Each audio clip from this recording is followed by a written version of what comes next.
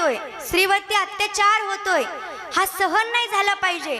मुख्यमंत्री साहेबांनी फक्त लाडकी बहीणच काढली, पण बहिणीचं हे संरक्षण त्यांनी केलं नाही। आणि मला असं वाटतं की त्यांनी बहिणीचं सुद्धा संरक्षण केलंच पाहिजे, बहिणीचं सुद्धा संरक्षण केलंच पाहिजे।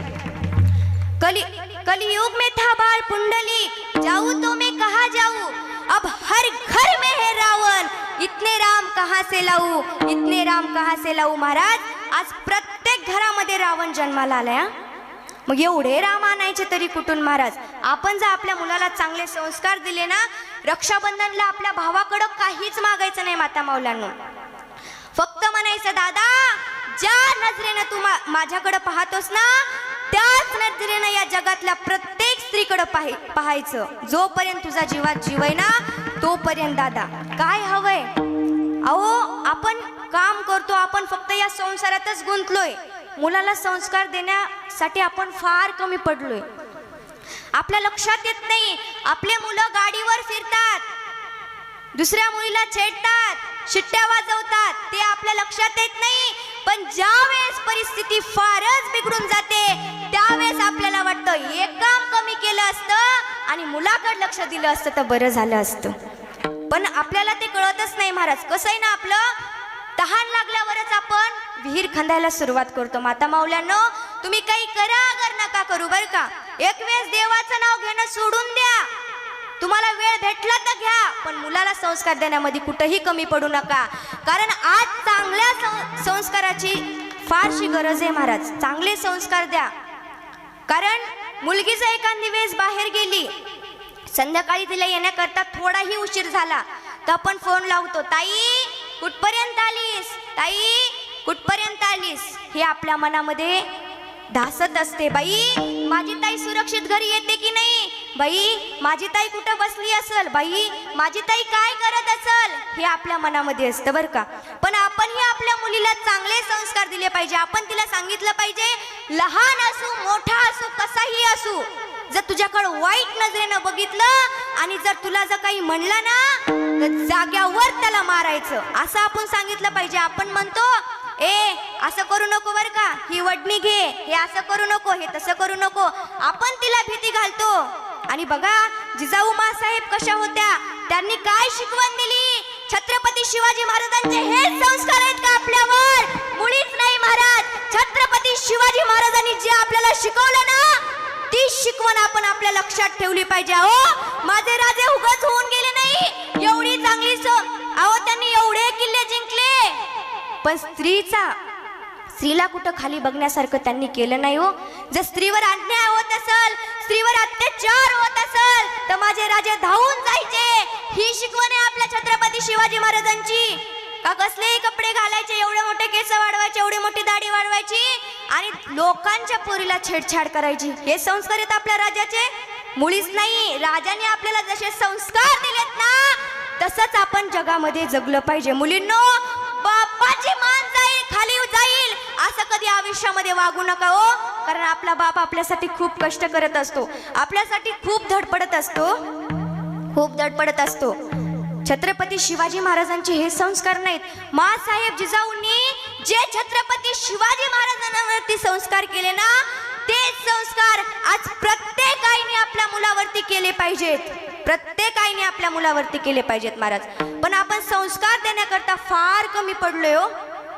आपल्याला कधी लक्षात येतं, ज्यावेळेस आपला मुलगा दुसऱ्या मुलीकडे वाईट नजरेनं पाहतो, ते आपल्या लक्षात येत नाही मायबाप, पण ज्यावेळेस आपल्या मुलीकडे दुसरा मुलगा वाईट नजरेनं पाहतो ना, त्यावेळेस आपल्या लक्षात येतं की बाबा आपण आपल्या मुलीला संस्कार चांगले दिले असते, आपल्या मुलाला जर चांगले संस्कार दिले असते तर आज ही वेळ आलीच नसती मायबाप। म्हणून संस्कार देण्याकरता तुम्ही कुठंही कमी पडू नका। विठ्ठल विठ्ठल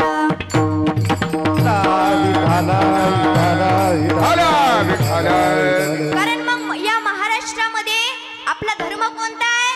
बोला बोला, धर्म कोणता आहे? मग ही शिकवण आहे का आपल्या धर्माची? माता माऊल्यांनो, स्त्रीने पदर का घेतला पाहिजे? स्त्रीने पदर याच्याकरता घेतला पाहिजे की माझ्याशिवाय माझे केस कोणत्याच पुरुषाने बघितले नाही पाहिजे, म्हणून स्त्रियांनी पदर घेतला पाहिजे। आपली संस्कृती आणि ती संस्कृती आपण जपली पाहिजे, दुसरे जपणार नाहीयेत. त्याकरता आपण आपल्या मुलांना चांगले संस्कार दिले पाहिजेत, त्यांना चांगलं वाग म्हणलं पाहिजे. दादा तू ज्या नजरेनं आमच्याकडे पाहतोस ना दादा, त्याच नजरेनं प्रत्येक मुलीकडं पहा रे, प्रत्येक मुलीकडं पहा. जर एखाद्या मुलीला अडचण असेल, आपल्या मुलाला जर आपण चांगले संस्कार दिले असतील तर आपला मुलगा धावत गेला असता. पण आपलाच मुलगा वाईट असेल तर लोकांना म्हणून काय उपयोग आहे. म्हणून तुम्ही देवाचं नाव घ्या, अगर नका घेऊ, पण आता याची आवश्यकता आहे. तुम्ही तुमच्या मुलांना संस्कार देण्यामध्ये कुठंही कमी पडू नका. कुठंही सखूबाई, जनाबाई, मीराबाई, बहीणबाई कशा होऊन गेल्या, नामदेव महाराज, तुकाराम महाराज, ज्ञानेश्वर महाराज, आमचे संत कसे होऊन गेले. कधीही परस्त्रीकडे वाईट नजरेनं बघितलं नाही. आणि तीच आमच्या वारकरी संप्रदायाची शिकवण आहे महाराज, तीच वारकरी संप्रदायाची शिकवण आहे. आणि आपण आपला धर्म, आपला हिंदू धर्म आहे महाराज, आणि खाली मान घालावं लागल असं कधीही आयुष्यामध्ये वागायचं नाही. जनाबाई कशा होत्या, ज्यावेळेस जनाबाई आपल्या आईवडिलांसोबत गेल्या कुठं, पंढरपूरला, देवाचं दर्शन घेतलं जनाबाईंनी. आणि देवाचं दर्शन घेतलं जनाबाईंना. आता देवापासून काही उठावंच वाटना. आपल्या मुलांना मंदिरात जावं असं वाटत नाही का, तिथं 4 ज्ञानाच्या गोष्टी भेटतात ना. असं तमाशा बघायला, वाईट वाईट बघायला आपल्या मुलाला अगोदर जावं असं वाटतं, पण देवाच्या मंदिरात जावं असं वाटतं का. विचारा तुमच्या मुलाला. आज तुमच्या मुलाला म्हणा कीर्तनाला चल, तो येत नाही, पण त्याला म्हणाव दादा आपल्याला फिरायला जायचंय, दादा आपल्याला डान्स बघायला जायचंय. तुमचा दादा म्हणण्याच्या अगोदर जसं आहे तसंच निघतो का. आपण संस्कार देण्यामध्ये कुठंतरी कमी पडलो ना, आपण कमी पडलो. चुकी त्यांची नाही, चुकी तुमची. तुम्ही जर चांगले संस्कार दिले असते तर आज तुमचा दादा वाया गेलाच नसता. मायबाप गेला असता का, नसता गेला. जनाबाईला काही देवाच्या चरणापासून उठावं असं वाटच ना. जनाबाईचे वडील म्हणाले, अगं जना जायचे आपल्याला गंगाखेडला, किती वेळ बसणार आहेस पंढरपुरामध्ये. आओ बाबा असं काय करताय, मी आता एकदा देवाच्या चरणावरती आले ना, आता मी देवापासून दूर जाणारच नाही बाबा, तुम्ही काही करा. मग खूप जनाबाईला विनवलं, अगं जना असं नसतं ग बाळा, तू म्हणली पंढरपूरला घेऊन चला, मी आलो ना तुला घेऊन, एवढं असतं का जना, चल बरं आपल्याला जायचंय गंगाखेडला. जनाबाई काही ऐकायला तयारच नाही. मग जनाबाईचे आई वडील कदरून निघून गेले महाराज, कारण पेरणीचे दिवस होते, त्यांना शेतामध्ये जाऊन पेरणी करायची होती. मग दामा शेटेच्या घरी जनाबाई तिथंच राहिल्या पंढरपुरामध्ये. त्या राहिल्या होत्या देवाचं भजन करण्याकरता, त्या राहिल्या होत्या देवाचं नामचिंतन करण्याकरता, त्या राहिल्या होत्या देवाचं स्मरण करण्याकरता, त्या देवाला आपलंसं करून घेण्याकरता. पण त्यांना कामामुळं वेळच भेटायचा नाही. जनाबाई आपलं दळण दळायच्या. दळण कोणत्या वेळेमध्ये दळतात माता माऊल्यांनो, आजकाल गिरण्या आहेत, पहाटे 4 वाजता बरं का. बघा आमच्या आजींना माहिती, कारण संस्कृती ही फार विचित्र होत चालली हो. संस्कृती जपणारे हे फार कमी राहिले. 4चा वेळ असतो बरं का, म्हणजे कधीही पण पहाटे दळण. आणि मग जनाबाई दळण दळायच्या. सुंदर माझे जाते ग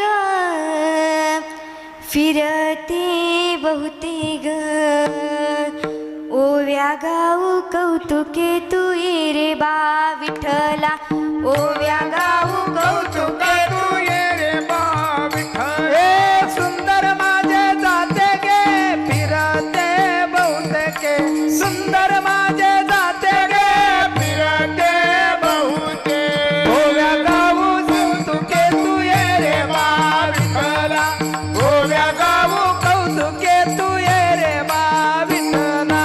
सासू आणि सासरा धीरतो तिसरा, सासू आणि सासरा धीरतो तिसरा, ओव्या गाऊ कौतुके तू ये रे बा विठ्ठला, ओव्या गाऊ कौतुके तू ये रे बा विठ्ठला. सुंदर माझे जाते गे फिरते बहुते, सुंदर माझे जाते गे फिरते बहुते, ओव्या गाऊ कौतुक तू ये रे बा विठ्ठला, ओव्या गाऊ कौतुक तू ये रे बा विठ्ठला. बघा जनाबाई जसं म्हणायच्या तसंच देव म्हणायचा. आता मला सांगा, देवाला सासू सासरे आहेत का हो? मुळीच नाही. देव सुद्धा म्हणायचा, सासू आणि सासरा मंदिर तो तिसरा ओव्या गाऊ कौतुके तू रे बा विठ्ठला. जनाबाई जसं म्हणायच्या तसंच देव सुद्धा म्हणायचा. मग महाराज इकडं काकडा चालू व्हायचा.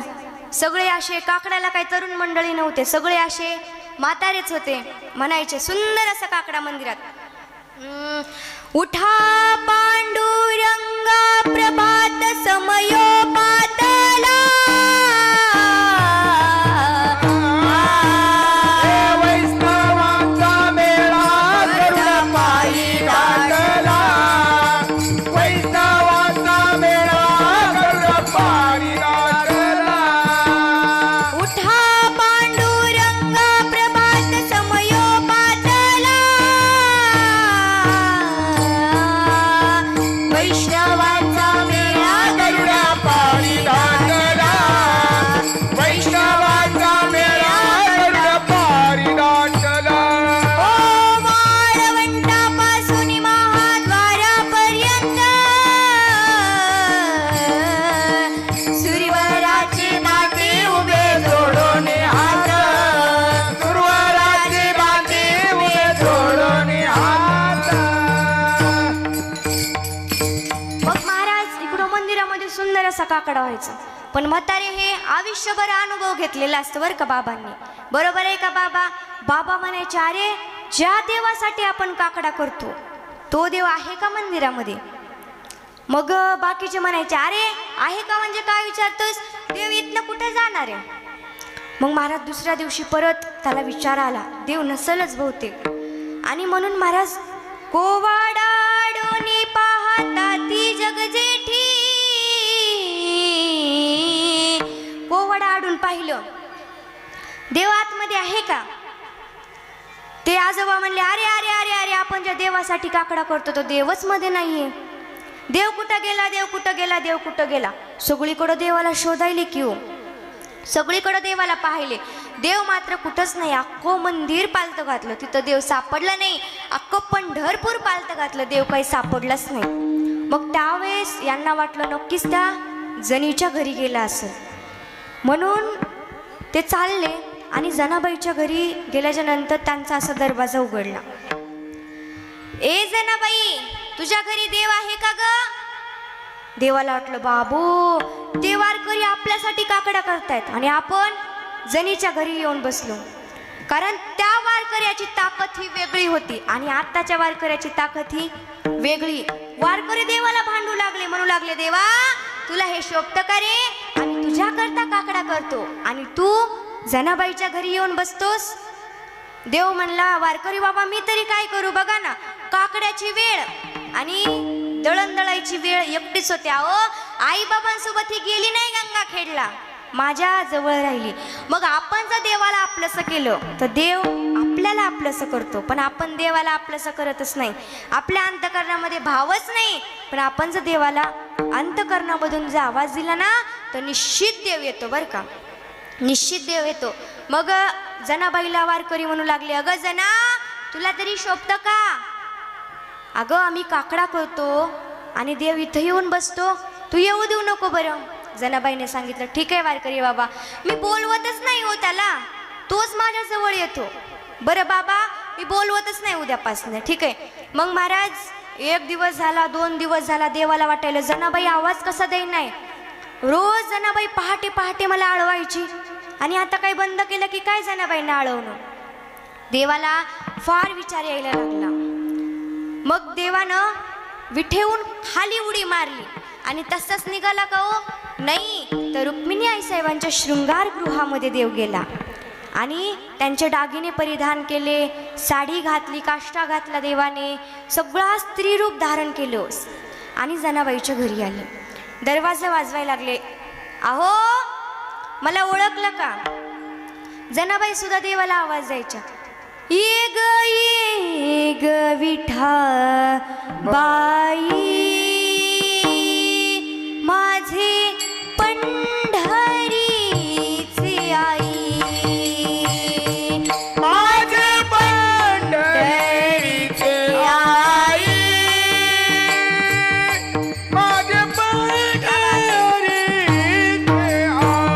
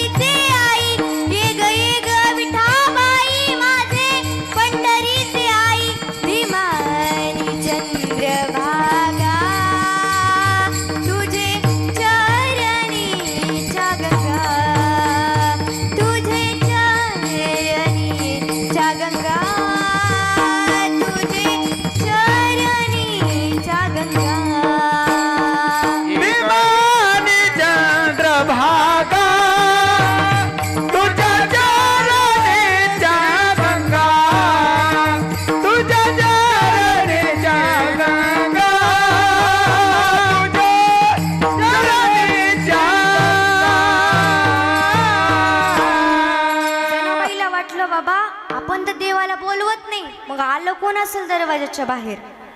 जनाबाईने दरवाजा उघडला आणि विचारलं, आपण कोण? देवाला वाटलं मला ओळखलं नाही. अहो मी खरंच तुम्हाला ओळखलं नाही, माझी चेष्टा करताय का? अगं तू तर म्हणली ना, ये ग विठाबाई माझे पंढरीची आई. मग मी आता आईसारखं आलो ना तुझ्या जवळ, आणि तरीही तुम्हाला ओळखलं नाही जने. जनाबाई म्हणले, अरे देवा मी तुझी चेष्टा करू लागले रे, मी तुला सहजच म्हणलं देवा, सहज मी बोलून गेले, आणि तू तर खरंच स्त्रीचं रूप धारण करून आलास. म्हणजे आपल्याला जर पुण्यवान व्हायचं असेल तर आपण काय केलं पाहिजे? देवाचं नामचिंतन केलं पाहिजे. आपल्या मुलामुलींना चांगले संस्कार दिले पाहिजेत बरं का.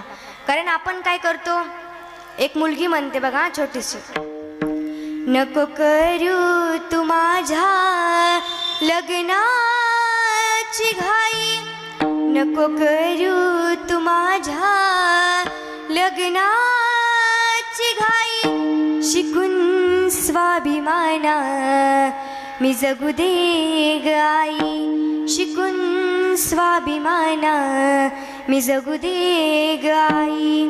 स्वयंपाक भांडे धुणे मी धुवावे, घरी काम करूनी शाळेत जावे, सुटली की ग शाळा मी येते घरी, ठेव भरोसा तू माझ्यावरी, चुकीचं मी पाऊल उचलणार नाही, चुकीचं मी पाऊल उचलणार नाही, शिकून स्वाभिमाना मी जगू दे ग आई, शिकून स्वाभिमाना मी जगू दे ग आई. म्हणजे महाराज आपली मुलगी घरातलं सगळं काम करते, सगळं काम करून शाळेत जाते, आपला मुलगा कधीही उठतो, मुलाचा भरोसा. ती मुलगी म्हणते, आई तुला मुलाचा भरोसा आहे, मुलावर विश्वास आहे, मग माझ्यावर नाही का ग? आई तू तुझ्या दादाला अगोदर सुधरव ग, आपला जर दादा दुसऱ्यांकडं वाईट नजरेनं पाहिलं नाही ना तर माझ्याकडे कोणी वाईट नजरेनं पाहणार नाही ग. त्यामुळं आपण काही करा अगर नका करू, पण मुला मुलींना चांगले संस्कार द्या.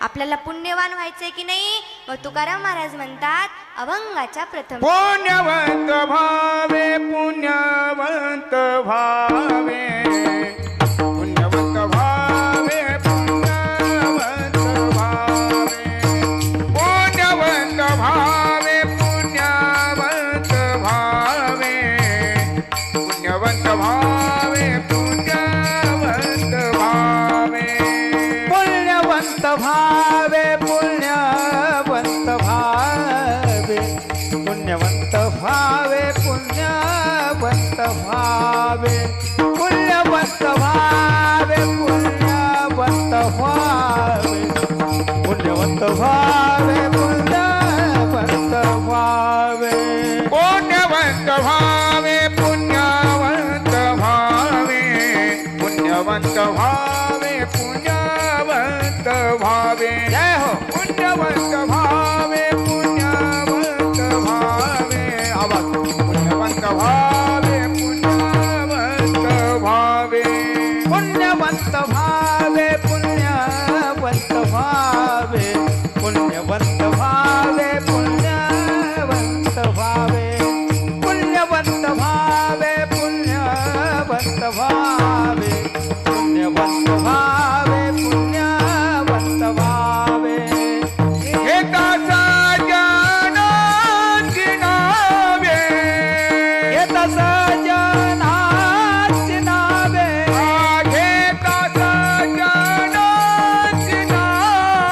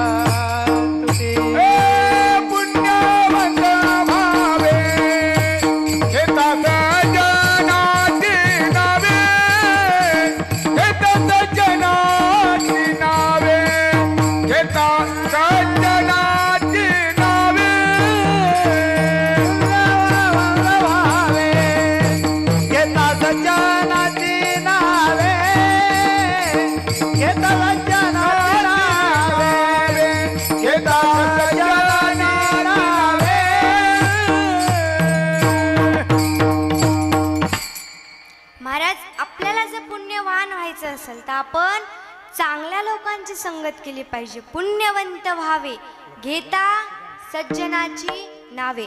आपल्याला पुण्यवान व्हायचे की नाही, मग आपण सज्जन लोकांची, संत महात्म्यांची संगत केली पाहिजे. अगोदरचे लोक असा विचार करायचे, आपण जर आपल्या मुलाचं किंवा मुलीचं नाव जर देवाचं ठेवलं ना, तर त्याचं पुण्य आपल्याला लागल बरं का. पण आता काळ बदललाय आणि लोकही बदललेत महाराज, फार जमाना बदलत गेलाय बरं का. बदलून गेला जमाना, बदलून गेला जमाना, या जमान्यामध्ये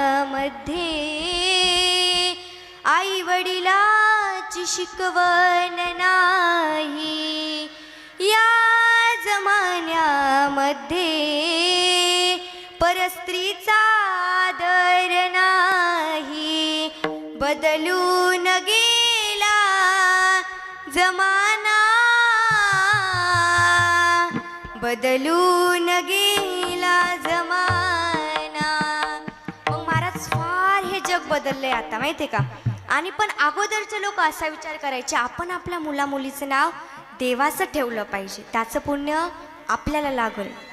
अगोदरचे नाव कसे होते, जनाबाई, मुक्ताबाई, तुकाराम, ज्ञानोबाराय, असे अगोदरचे नाव होते. म्हणजे संतांचे, देवाचे नावं ठेवायचे. आता जमाना बदललाय महाराज, आता काय निघालेत नावं, चिंट्या, पिंट्या, याला काही अर्थ आहे का हो.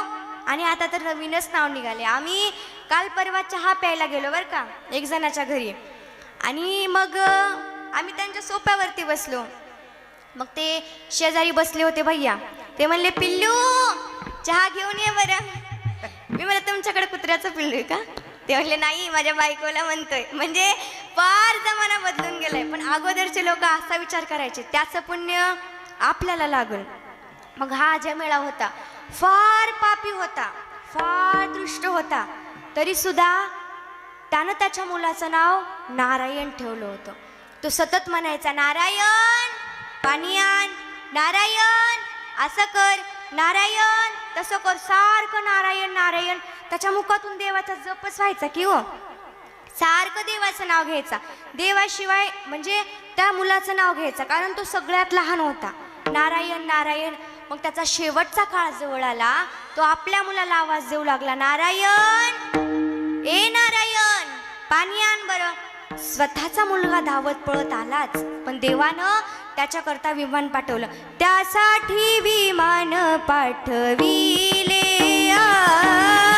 त्यासाठी विमान पाठविले, विमान पाठविले, त्यासाठी विमान पाठविले. ओ पुत्राची आलोभे म्हणे नारायण, पुत्राची आलोभे म्हणे नारायण, लोभे म्हणे नारायण, लोभे म्हणे नारायण.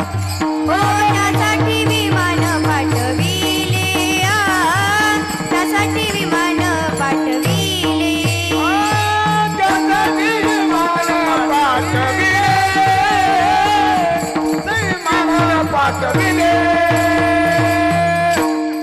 देवानं त्याच्याकरता विमान पाठवलं. आजमेळा फार पापी होता. आजमेळा पापराशी, आजमेळा पापराशी, नामे नेला वैकुंठासी, नामे नेला वैकुंठासी, नाम तुझे रे, नाम तुझे रे, नाम तुझे रे नारायणा. एवढा पापी अजमेळा होता. देवानं त्याच्याकरता विमान पाठवलं. मग आपण तर एवढे पापी नाहीत. सगळ्यांनी एकदा हात वर करा, लाजू नका बर का. जिथं लाजायचं तिथंच लाजायचं. हा, सगळ्यांनी हात वर करा. नारायण नारायण श्रीमद नारायण नारायण नारायण. मोठ्यानं म्हणा की जेवले नाही का?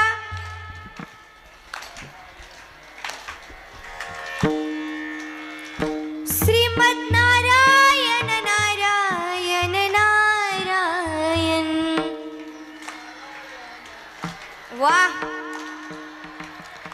भजमत नारायण नारायण नारायण.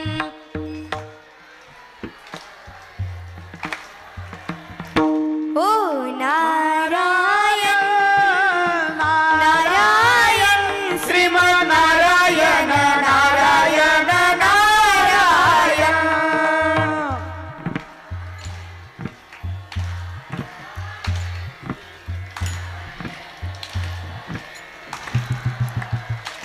हा बस तुमच्यासाठीच एकदा तुम्ही जोरदार टाळ्या वाजवा. मला तर तुम्ही फार आवडल्या. असं वाटते भाऊ मला यांना सोबतच घेऊन जावं की काय. मस्त म्हणता तुम्ही. खरंच महाराज, जे गोंधळ देवीला आवडतो तो गोंधळ आपण कधी करतच नाही. आपला गोंधळ वेगळाच असतो. जो देवीला आवडतो तो कळतो का नाही. आई भवानी तुझ्या कृपेने तारस भक्ताला, अगाध महिमा तुझी माऊली वार संकटाला. आई कृपा करी माझ्यावरी जागवी तो रात सारी. आई कृपा करी माझ्यावरी जागवी तो रात सारी. आज गोंधळ आलाय गोंधळ मांडला गंबे गोंधळ आलाय. गोंधळ मांडला गंगे गोंधळ मांडला. ओ गळ्यात घालून कवड्याची माळ, पायात बांधली चाळो, हातात परडी तुझ्या गंगे वाजवी तो संबुळ. दग दग त्यातून देते आई तूच जगन्माता. भक्ती त्यातून देतो आई नाव तुझे घेता. आई कृपा करी आमावरी जागवी तो रात सारी. आज गोंधळ आलाय गोंधळ मांडला गंगे गोंधळ मांडला. गोंधळ मांडला गंगे गोंधळ मांडला. उदो उदो उदो उदो उदो. आई राजा नंदीचा भवानी माता की. तुळजापूरची अंबाबाई हो मोठी सर्वत. तुळजापूरची अंबाबाई हो मोठी सर्वत. येरमाळ्याची येडेश्वरी हो माझं दैवत. येरमाळ्याची येडेश्वरी हो माझं दैवत. येडवाड्याची येडेश्वरी ग माझं दैवत. येडवाड्याची येडेश्वरी ग माझं दैवत. ओ तुळजापूरची अंबाबाई हो मोठी सर्वत. तुळजापूरची अंबाबाई हो मोठी सर्वत. येरमाळ्याची येडेश्वरी हो माझं दैवत. येरमाळ्याची येडेश्वरी हो माझं दैवत. येडवाड्याची येडेश्वरी ग माझं दैवत. येडवाड्याची येडेश्वरी ग माझं दैवत. उदो बोला उदो बोला उदो बोला अंबाबाई माऊली जावो. उदो बोला उदो बोला उदो बोला कृष्णाबाई माऊली जावो. उदो बोला उदो बोला उदो बोला कृष्णबाई माऊलीचा हो. उदो बोला उदो बोला उदो बोला कृष्णबाई माऊलीचा. आषाढी कार्तिकी तुझ्या गोंधळाची नाटी हो. आषाढी कार्तिकी तुझ्या गोंधळाची नाटी हो. कुंडलिक दिवटा शोभे वाळवंटी हो. कुंडलिक दिवटा शोभे वाळवंटी हो. एका जनार्दनी अंबा उभी करते उनी कटी हो. एका जनार्दनी आंबा उभी करते ओली कटी हो. उदो बोला उदो बोला उदो बोला अंबाबाई माऊली जावो. उदो बोला उदो बोला उदो बोला अंबाबाई माऊलीचा हो. असा महादेव मोठा गती गत्याची अर्धांगी पार्वती. असा महादेव मोठा गती गत्याची अर्धांगी पार्वती. तयर माळ्याची सती न येडू डोंगरावर नांदती तयर माळ्याची सती न येडू डोंगरावर नांदती तयर माळ्याची सती करेन डोंगरावर नांदती तयर माळ्याची सती करेन डोंगरावर नांदती आई राधा नंदीचा बोल भवानी माता की मग महाराज तरी सुद्धा आपण देवीचा गोंधळ घालत नाही आपण देवीचं नाव घेत नाही म्हणून तर तुकाराम महाराज अभंगाच्या दुसऱ्या चरणात नेगे माझी वाचा तुटी नेगे माझी वाचा तुटी हो हो हो नेगे माझी वाचा तुटी नेगे माझी वाचा तुटी नेगे माझी वाचा तुटी नेगे माझी वाचा तुटी नेगे माझी वाचा तुटी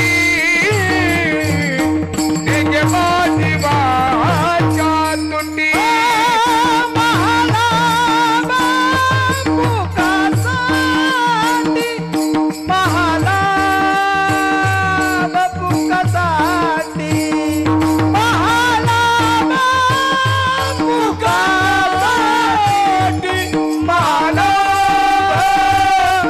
कसाटी नेगे माझी वाचा तुटी नेगे माझी वाचा तुटी नेगे माझी वाचा तुटी नेगे माझी वाचा तुटी नेगे माझी वाचा तुटी नेगे माझी वाचा तुटी माझी वाचा तुटी नेगे माझी वाचा तुटी नेगे माझी वाचा तुटी महाला बापू कासाठी महाला बापू कासाठी महाला बापू कासाठी नेगे माझी वाचा तुटी महाला बापू कासाठी महाला बापू कासाठी महाला बापू कासाठी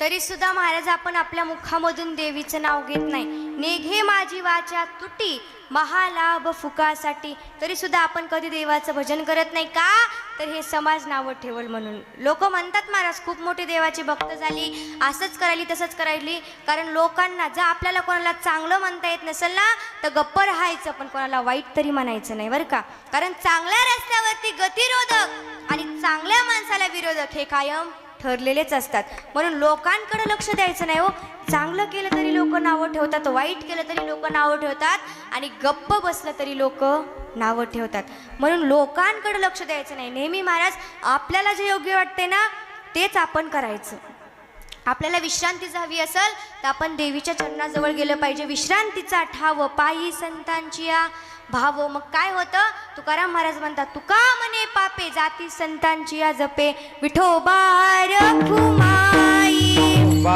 रखुमाई रखुमाई रखुमाई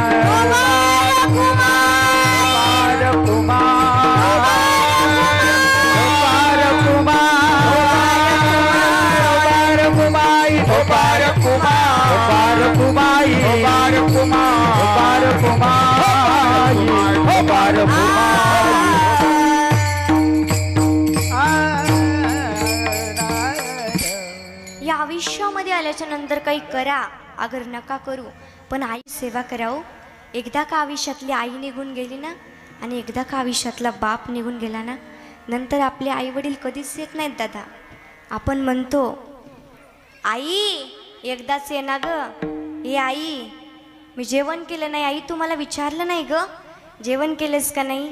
पण परत आपली आई येत नसते मायबाप. ऐका गड्या काही लक्षात राहिले की नाही मला माहीत नाही, पण ही गोष्ट मात्र तुमच्या लक्षात ठेवा. एकतर आपल्या मुलामुलींना चांगले संस्कार द्या आणि आपल्या आईवडिलांना चांगलं सांभाळा महाराज. कारण एक आई होती, लग्न झालं महाराज. लग्न झाल्याच्या नंतर वडील यायले येत असताना त्यांचा ॲक्सिडेंट होतो आणि त्यांचा मृत्यू होतो. ते आणायले होते, मुलगा झाला खूप वर्षांनी म्हणून मिठाई, पण त्यांचा मृत्यू झाला. तरीसुद्धा ती आई खचली नाही महाराज. आईने खूप कष्ट केले, खूप राबली आई. आणि महाराज त्या मुलाला शिकवलं. मग 8वीच्या स्कॉलरशिपच्या परीक्षेमध्ये त्या मुलाचा प्रथम क्रमांक आला आणि आईचा सत्कार ठेवला शाळेत. आणि म्हणून आईला बोलवलं. आईने सांगितलं ठीक आहे मी येते.